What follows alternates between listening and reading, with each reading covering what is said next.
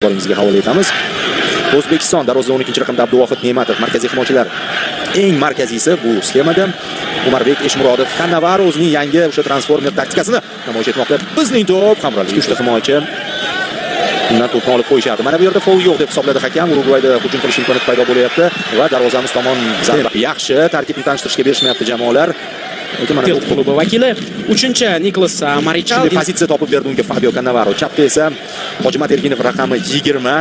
Eldor Shomurodov jamoa sardori terma jamoasi tarkibiga to'xtalishimiz mumkin bo'ladi. Jarima idishasi tomon uzatma amalga oshirildi. Oldida bosim o'tkazishga harakat qilmoqda va hozir hushtak chaladi. Demak, futbol rivojlanayotgan mamlakat sifatida e'tirof etilgan. Va o'yin oldingi matbuot anjumanida ham Marcelo Saracchi Dominikan Respublikasiga Braga Portugaliya, hozir esa Urugvay hujum tashkil etyapti. O'yin qanot orqali rivojlantirish uchun biroz orqaroqda turibdi. Ma'lumotga ega. Chunki hujum uchrashuvdan oldin boshlangan o'sha stadion masalasi Shomurodov Hojimat Erkinov va Cannavaro to'p nazoratiga intildi. To'qnashuv bo'ldi mana bu yer.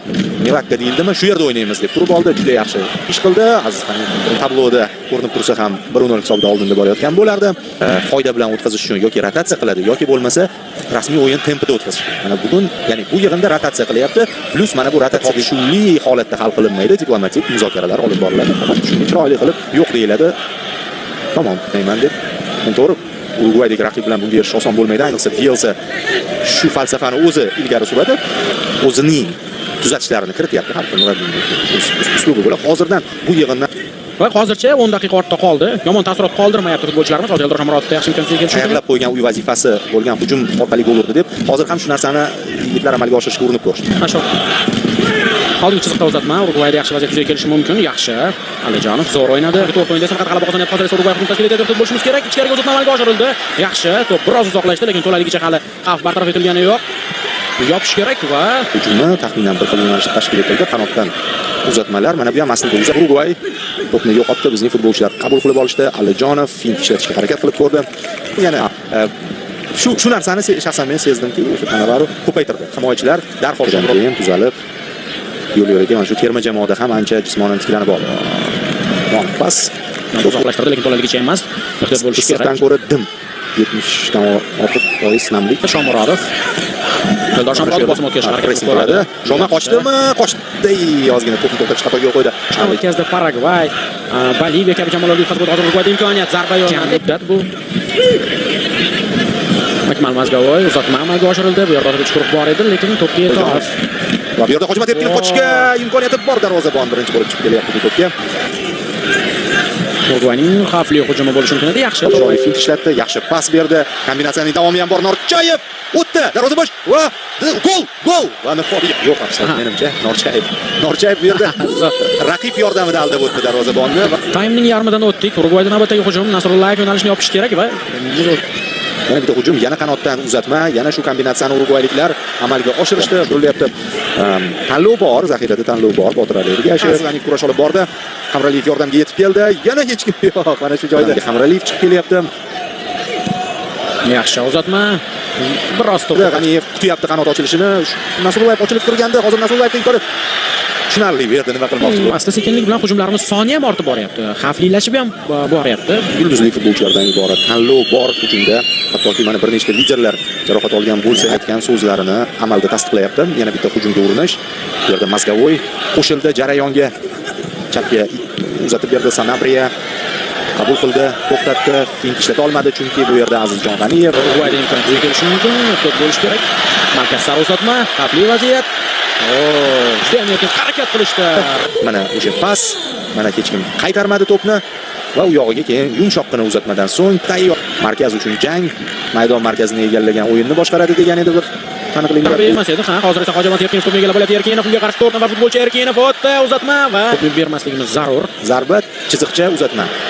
Qarshi hujum qabul qilyapmiz. Gol qabul qilmasak bo'ldi. Yaxshi.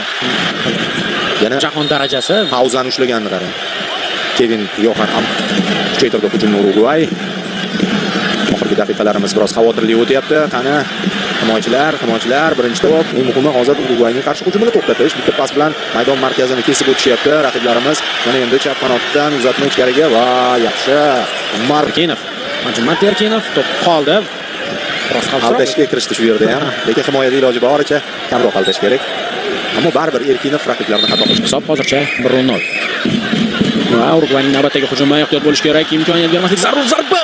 Qo'shdi, plus zaxiradan tushgan futbolchi ish berdi mana. Kurash boy berildi va zona ochiq.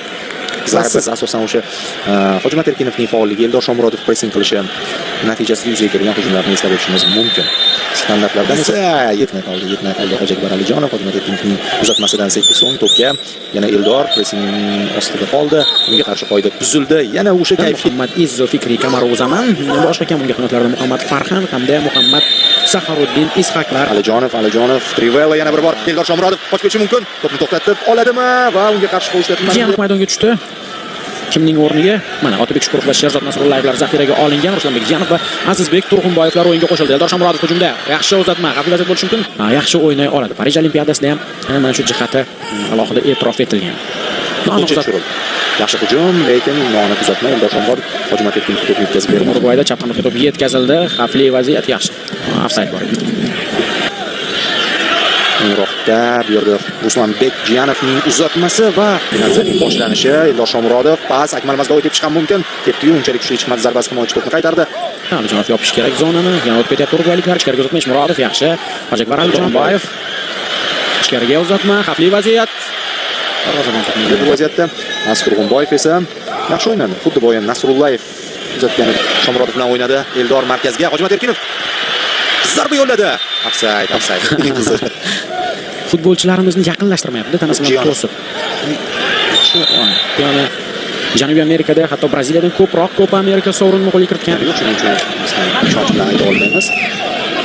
Bu esa hujum tashkil etmoqda. Yana o'sha qanotdan uzatma va yana bizning darvozamiz oldida gol yozib uzoq qolishga to'g'ri kelmadi. Hujum bizdan. Yaxshi o'ylagandi Jiyanov, lekin degan narsa kuzatilmadi. Urugvayda imkoniyat, jarima chastasi tomon to'p yetkazildi. Xavfli vaziyat, zarba yaxshi, ham noaniq. Yaqin masofadan darvoza bosh. 1-2 gol. Demak, qayd etilmaydi. Mabodoga o'sha birinchi Shomurodov uzatma amalga oshirgan paytda urinishimiz kerak. Hojiakbar Alijonovdan Trivella pas.